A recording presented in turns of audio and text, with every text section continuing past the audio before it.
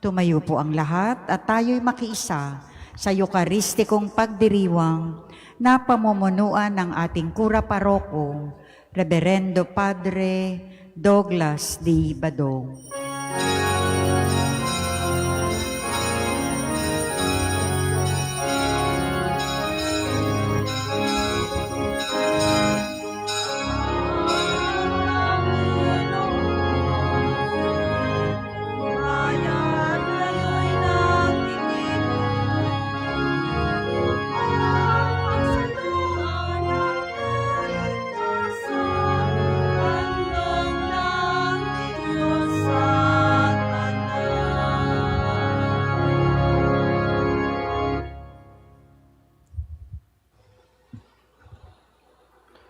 Sa ngalan ng Ama at ng Anak at ng Espiritu Santo, Amen. ang pagpapala ng ating Panginoong Heso Kristo, ang pag-ibig ng Diyos Ama, at ang makikipagkaisa ng Espiritu Santo naway sumainyong lahat.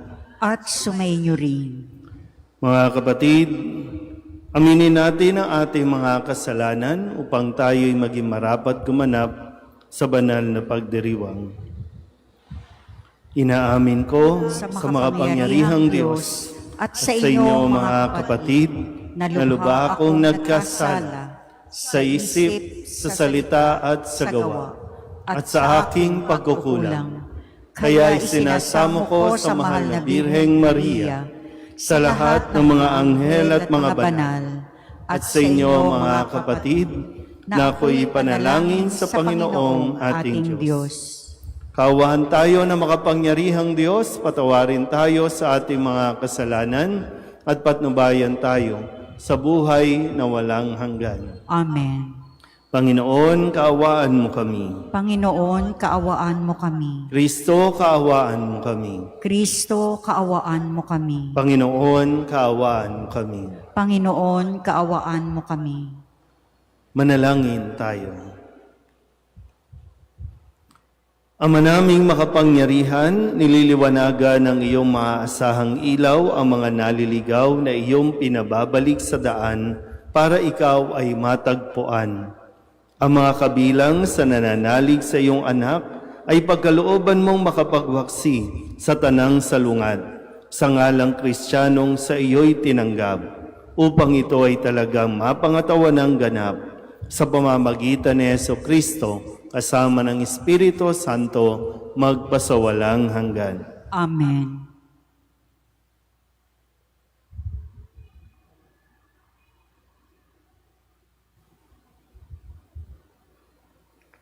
Pagbasa mula sa aklat ng Exodo. Noong mga araw na iyon, ang Ehipto'y nagkaroon ng ibang hari na walang anumang alam tungkol kay Jose. Sinabi niya sa kanyang mga kababayan, "Nanganganib tayo sa mga Israelita. Sila'y patuloy na dumarami at lumalakas pa kaysa atin. Kailangang gumawa tayo ng paraan para mapigil ang kanilang pagdami. Baka tayo salakayin ng ating mga kaaway at umanib pa sila sa mga ito.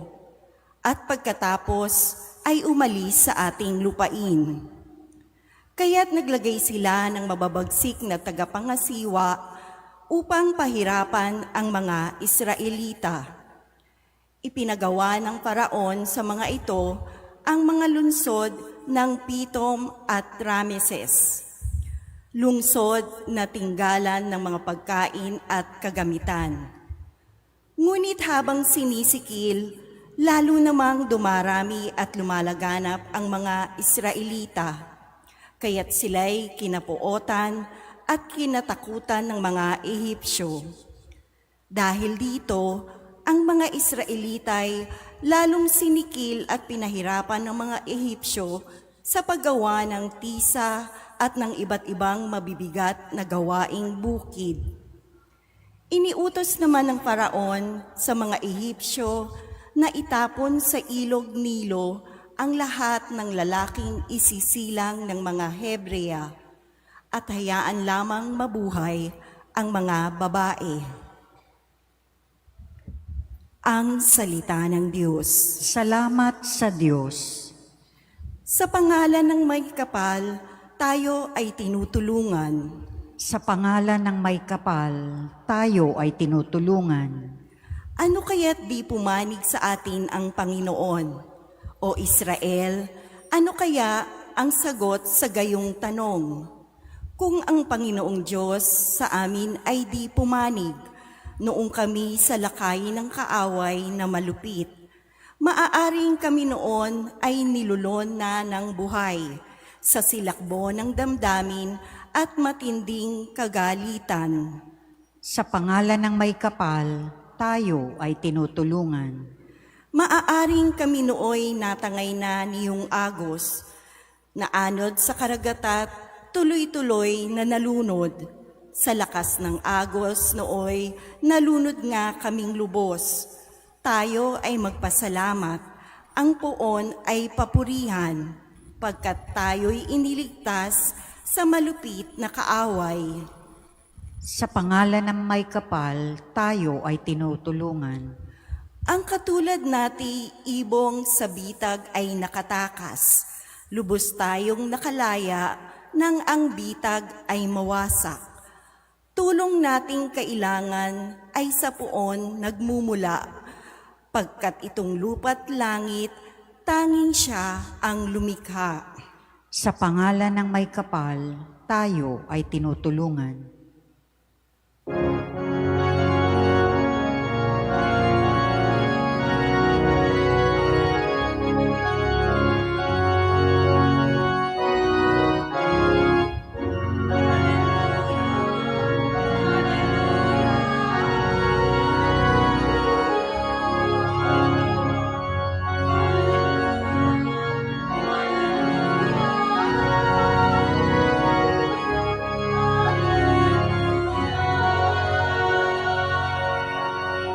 Mapalad ang inuusig sa gawang puspos ng bait, pagkat may kakamting langit. Hallelujah,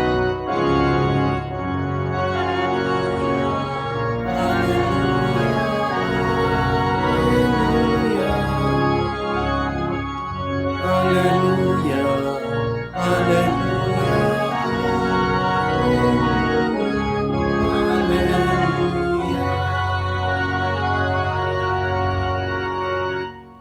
Sumainyo ang Panginoon. At sumainyo rin. Ang mabuting balita ng Panginoon ayon kay San Mateo. Papuri sa iyo, Panginoon. Noong panahong iyon, sinabi ni Jesus sa kanyang mga apostol, "Huwag ninyong isiping na parito ako upang magdala ng kapayapaan sa lupa. Na parito ako upang magdala ng tabak, hindi kapayapaan. Sapagkat naparito ako upang papaglabanin ang anak na lalaki at ang kanyang ama, ang anak na babae at ang kanyang ina, ang manugang na babae at ang kanyang biyanang babae, at ang kaaway ng isang tao'y ang kanya na ring kasambahay. Ang umiibig sa ama o sa ina ng higit sa akin ay hindi karapat-dapat sa akin. At ang umiibig sa anak na lalaki o babae ng higit sa akin ay hindi karapat-dapat sa akin. Ang hindi nagpapasa ng kanyang krus at sumusunod sa akin ay hindi karapat-dapat sa akin. Ang nag-iingat ng kanyang buhay ay siyang mawawalan nito, at ang nawawalan ng kanyang buhay dahil sa akin ay magkakamit nito. Ang tumatanggap sa inyo ay tumatanggap sa akin, at ang tumatanggap sa akin ay tumatanggap sa nagsugo sa akin. Ang tumatanggap sa isang propeta dahil sa siya'y propeta ay tatanggap ng gantimpala ukol sa propeta. At ang tumatanggap sa isang taong matuwid dahil sa siya'y matuwid ay tatanggap ng gantimpalang nauukol sa taong matuwid. At sino mang magbigay ng kahit isang basong tubig na malamig sa isa sa maliliit na ito dahil sa ito'y alagad ko, tinitiyak ko sa inyong tatanggap siya ng gantimpala. Matapos tagubilinan ang 12 alagad, umalis si Jesus upang magturo at mangaral sa mga bayang malapit doon. Ang mabuting balita ng Panginoon. Pinupuri ka namin, Panginoong Heso Kristo. Isang magandang gabi po sa inyong lahat. Ngayon po ay Lunes ng ika-15 linggo ng karaniwang panahon at sinisimulan natin ang ating linggo sa pamamagitan nitong pahayag ni San Mateo. Kung tutuusin, ito po ang huling bahagi ng mga tagubilin ni Kristo sa kanyang mga alagad bago sila tuluyang humayo, bago sila tuluyang paalisin para magpahayag ng mabuting balita. So pinaunang sabi na ni Kristo ang ilan sa mga posibleng mangyari o maranasan ng kanyang mga alagad. Kaya nga kung papakinggan natin sa una, parang ano ba ito? Naguguluhan ba tayo? Ginugulo ba tayo ni Kristo? Kasi ang sabi niya, hindi siya naparito para magdala ng kapayapaan, kundi magdala ng apoy, magdala ng tabak, hindi kapayapaan. Gusto natin kapayapaan. Ang gulo-gulo ng paligid, gusto natin kapayapaan. At sinabi pa, mag-aaway ang anak na lalaki at ang ama, ang anak na babae at ang ina, ang biyanan. Pag narinig nyo na yung biyanan at manugang, papalakpak na kayo kasi, sinabi pala ni Kristo, pwede palang awayin. Di ba, no? Pero kailangan natin unawain ng mabuti. Kasi, naalala nyo ang pinakaunang utos ng Diyos? Narinig natin kahapon, di ba, sa Ebanghelyo, tinanong ng Pariseyo si Kristo, paano ba magkakamit ng buhay na walang hanggan? Alamin mo ang utos. Pues, ano ang pinakaunang utos? Ibigin mo ang Diyos ng buong puso, ng buong kaluluwa, ng buong mong lakas. Kaya nga ang sinasabi ni Kristo dito, laging pinagdidiinan ang umiibig sa ama o anak o ina ng higit sa akin. So huwag niyong kakalimutan yung bahaging yon, ng higit sa akin. Bagamat merong utos, kasunod ng mga utos na matapos ang para sa Diyos ay igalang mo ang iyong ama't ina. Hindi yon magko-contradict. Kasi merong tayo, mas close tayo at mas sinusunod natin ang magulang kesa sa Diyos. Dapat, una ang Diyos, dahil hindi lahat ng sumusunod, nagmamahal sa pamilya, nagmamahal sa Diyos. Pero kapag ang isang tao nagmamahal sa Diyos, ay kayang-kaya niyang magmahal ng kanyang pamilya. Naintindihan ba? Pero bakit kailangan parang sinasabi ni maglalaban-laban kayo, mag-aaway-away kayo, aabot pa sa punto na pwede kayong patayin. Tandaan nyo ha, kayo ang papatayin, hindi ikaw ang papatay ha. Kasi di ba may utos si Kristo, may utos ang Diyos, huwag kang papatay. Hindi tayo uutusan ng Diyos. Patayin mo ang iyong anak, patayin mo ang iyong magulang. Naintindihan ba? Kasi baka mamaya, tuwan-tuwa kayo, yay! Wala tayong obligasyon, wala tayong responsibilidad. Hindi ganun, ha? Pagdating sa ating pananampalataya, ang ating pinagbabasihan ay ang mga aral, turo ni Kristo. Kaya kapag dumating sa punto na ang sinasabi ng iyong magulang, ang sinasabi ng iyong pamilya ay contradiction sa sinasabi ng Diyos, mamili ka, sino ang kakampihan mo? Kanino ka? Sino ang susundin mo? Kapag sinunod mo ang Diyos, mag-aaway at aawayin ka talaga nila. Pero kasi yung, di ba, pag sinasabi natin, sige na, sumunod ka na lang para tahimik tayo. Ay, hindi yung tunay na kapayapaan. Yan, kapag sinabi ng gobyerno, sinabi ng pamahalaan, ay, magkaroon tayo ng same-sex marriage. Ano bang sinasabi ng ginawa ng Diyos na ang kasal ay babae at lalaki? So, magkukontra talaga tayo.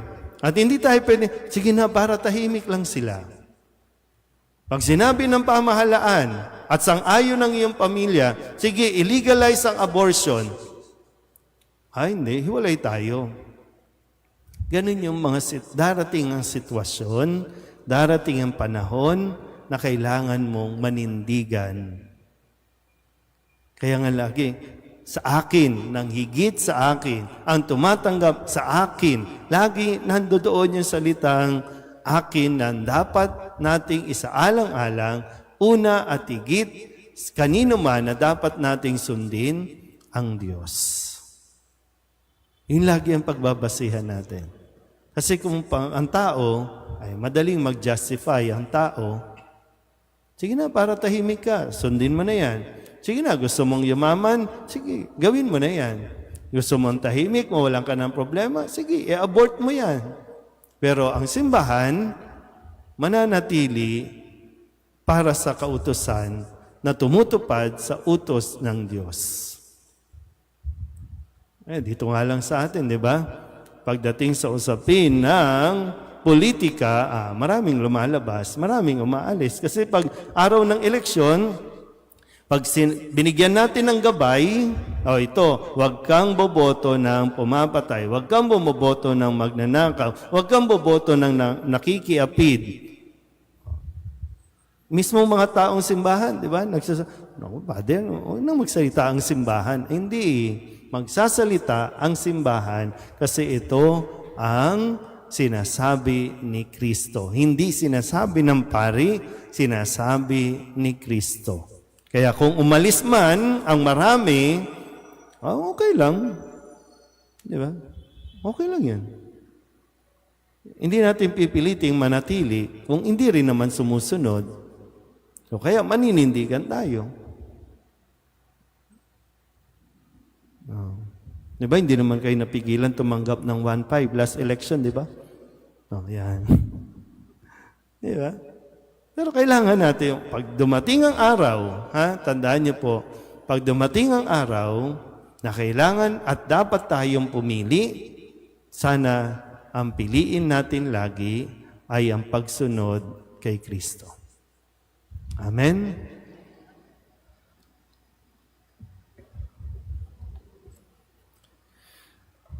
Kung tapat tayo kay Kristo, huwag nating asahan na magiging sikat tayo. Naway hubugin ang ating mga hangarin ng hiwagang ito ng kaharian ng langit. Ang ating pong itutugon, Panginoon, Ikaw ang aming buhay. Panginoon, Ikaw ang aming buhay.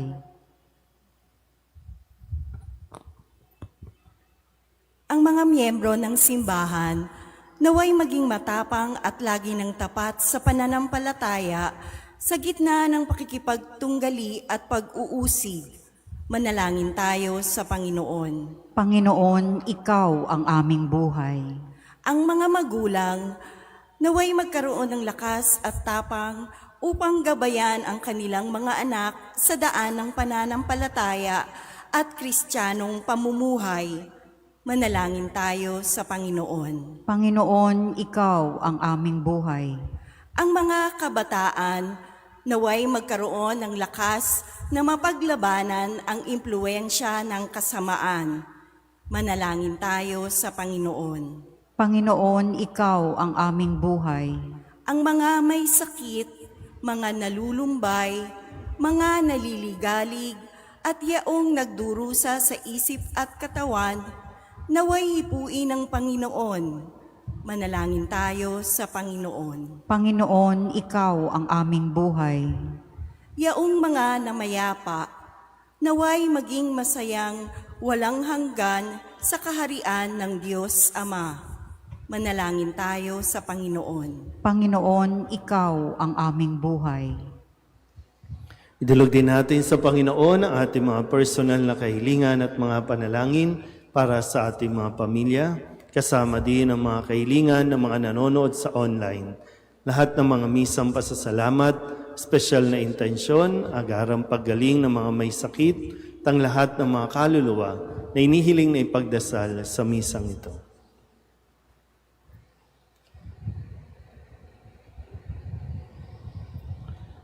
Ang lahat ng ito ay inihiling namin sa ngalan ni Kristo, ang aming Panginoon. Amen.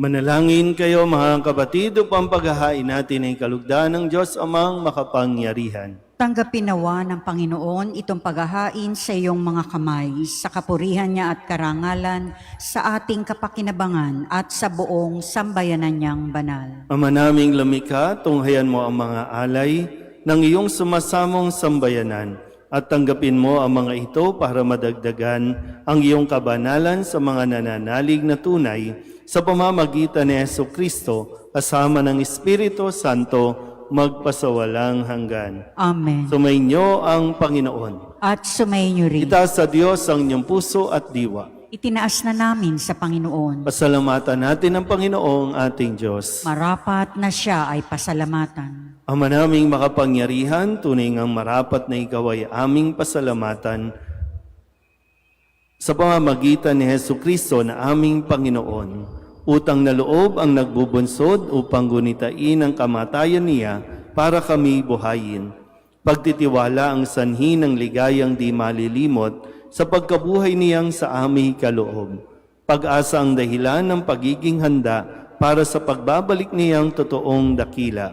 Kaya kaysa ng mga anghel na nagsisiawit ng papuri sa iyo na walang humpay sa kalangitan, kami nagbubunyi sa iyong kadakilaan.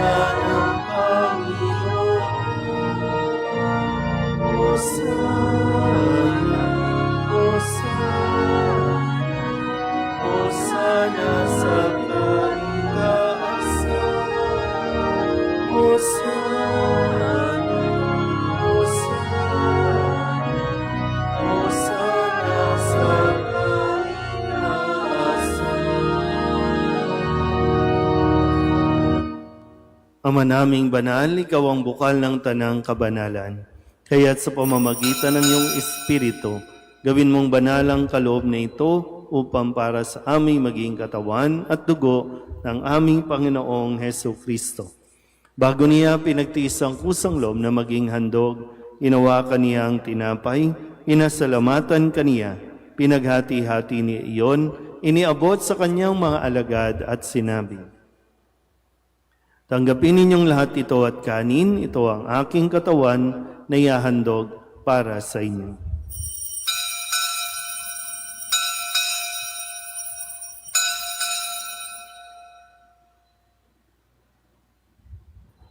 Gayun din naman nang matapos ang hapunan, hinawakan niya ang kalis, muli kaniyang pinasalamatan.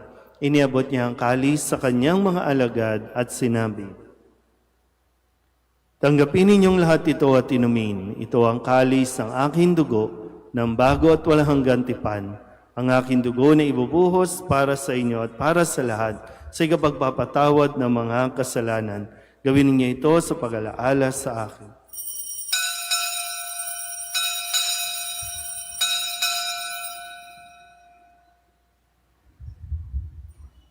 Ipagbunyi natin ang misteryo ng pananampalataya. Si Kristo'y namatay, si Kristo'y nabuhay, si Kristo'y babalik sa wakas ng panahon. Ama, ginagawa namin ngayon ang pag-alaala sa pagkamatay at muling pagkabuhay ng iyong anak. Kaya tiniaalay namin sa iyo ang tinapay na nagbibigay buhay at ang kalis na nagkakaloob ng kaligtasan. Kami nagpapasalamat dahil kami iyong minarapat na tumayo sa harap mo para maglingkod sa iyo. Isinasamo namin kami magsasalo-salo sa katawan at dugo ni Kristo ay mabuklod sa pagkakaisa sa pamamagitan ng Espiritu Santo. Ama, lingapin mo ang iyong simbahang laganap sa buong daigdig. Puspusin mo kami sa pag-ibig kaysa ni Leon na aming Papa at ni Jose na aming Obispo at ng Tanang Kaparian. Alalahanin mo rin ang mga kapatid naming nahimlay na may pag-asang sila'y muling mabubuhay, gayon din ang lahat ng mga pumanaw. Hawaan mo sila at patuloyin sa iyong kaliwanagan. Kawaan mo at pagindapating kaming lahat na makasalo sa iyong buhay na walang wakas. Kaysa ng mahal na Birheng Maria na Ina ng Diyos, ng kabiyak ng puso niyang si San Jose. Kaysa ng mga apostol at ng lahat ng mga banal, na namuhay dito sa daigdig ng kalugod-lugod sa iyo, may pagdiwang nawa namin ang pagpupuri sa ikararangal mo sa pamamagitan ng iyong anak na aming Panginoong Heso Kristo. Sa pamamagitan ni Kristo, kasama niya at sa Kanya, ang lahat ng parangal at papuri ay sa iyo, Diyos Amang makapangyarihan, kasama ng Espiritu Santo, magpasawalang hanggan.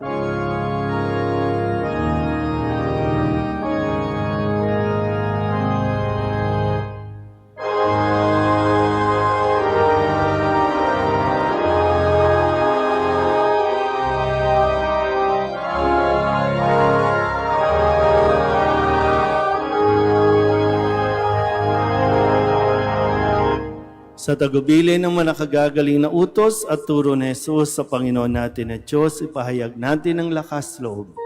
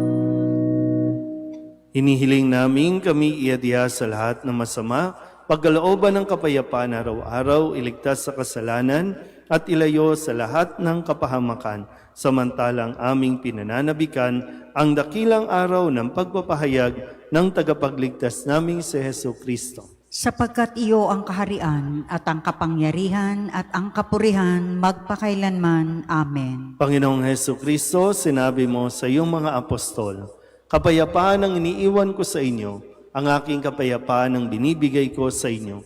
Tunghayan mo ang aming pananampalataya at huwag ang aming mga pagkakasala. Pagkalooban mo kami ng kapayapaan at pagkakaisa ayon sa iyong kalooban, kasama ng Espiritu Santo, magpasawalang hanggan. Amen. Ang kapayapaan ng Panginoon ay laging sumainyo. At sumainyo rin. Magbigayan tayo ng kapayapaan sa isa't isa. Kordero ng Diyos na nag-aalis ng mga kasalanan ng sanlibutan, maawa ka sa amin. Kordero ng Diyos na nag-aalis ng mga kasalanan ng sanlibutan, maawa ka sa amin. Kordero ng Diyos na nag-aalis ng mga kasalanan ng sanlibutan, ipagkaloob mo sa amin ang kapayapaan. Ito ang kordero ng Diyos. Ito ang nag-aalis ng kasalanan ng sanlibutan. Mapalad ang mga inaanyayahan sa kanyang piging. Panginoon, hindi ako karapat-dapat na magpatuloy sa iyo, ngunit sa isang salita mo lamang ay gagaling na ako.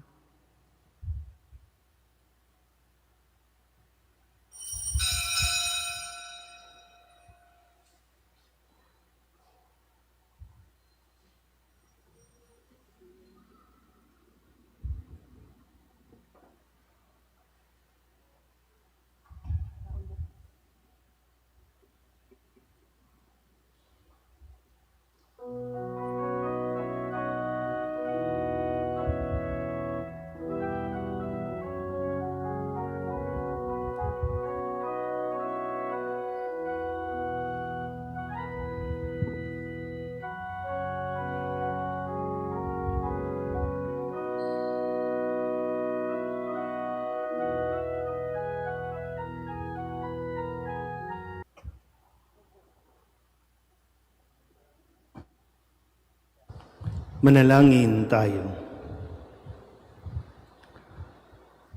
Ama naming mapagmahal, kami mga pinapagsalo mo sa piging na banal ay makatanggap nawa ng bungang karagdagan ng iyong pagliligtas na aming ipinagdiriwang sa pamamagitan ni Hesu Kristo kasama ng Espiritu Santo magpasawalang hanggan. Amen. Sumainyo ang Panginoon. At sumainyo rin. At pagpalain kayo ng makapangyarihang Diyos, Ama at Anak at Espiritu Santo. Amen. Tapos sa banal na misa, umayo tayo sa kapayapaan ni Kristo. Salamat sa Diyos. Magandang gabi po.